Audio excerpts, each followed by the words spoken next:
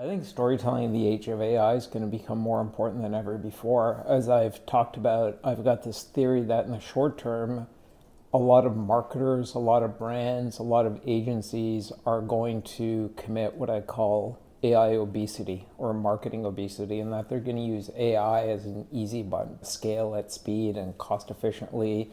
And they're just going to put out a lot more content for the sake of putting out content. And they may call it stories, but they're not stories. Stories, real storytelling connects with people emotionally on a deep level in ways that they may not even realize. We don't realize, in fact, and it motivates us to take actions. Stories is how we've always moved forward. It's not just a branding thing, it's part of the human experience. Stories are the original algorithm.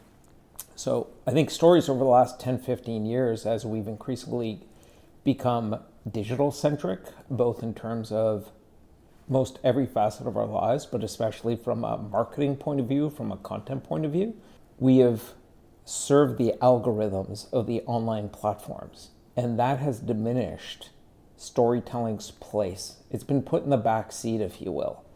But in a world where we now have these abilities, these AI abilities to scale at speed and cost efficiently, I believe what we're going to do is we're going to drown out customer attention.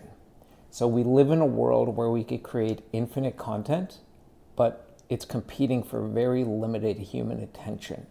And to get that human attention, you need storytelling, because storytelling carries with it emotion. It carries with it the opportunity to connect with your audience, to build a relationship that are based on emotions. And we must always remember, we are emotion machines, not logic machines. You just need to look at our history individually and collectively to know that. So I think in the age of AI, we are going to have a storytelling renaissance. We might have to go through this period of marketing and content obesity because our human nature also drives us to press the easy button. It's path of least resistance. We are biologically evolved to do that, and the incentives are there to do that in the short term. But we're already starting to see show up in the data that audiences are increasingly tuning out that content. And if the answer is still just to throw more and more and more at it and hoping something sneaks through, that's not going to be sustainable. It's not going to stick. And that's not how you build a great brand. A great brand needs great stories, stories that resonate deeply emotionally with individual and collective human beings, that resonate with them, because through that you build trust. You build a relationship that is sustainable, that you can then build on over time.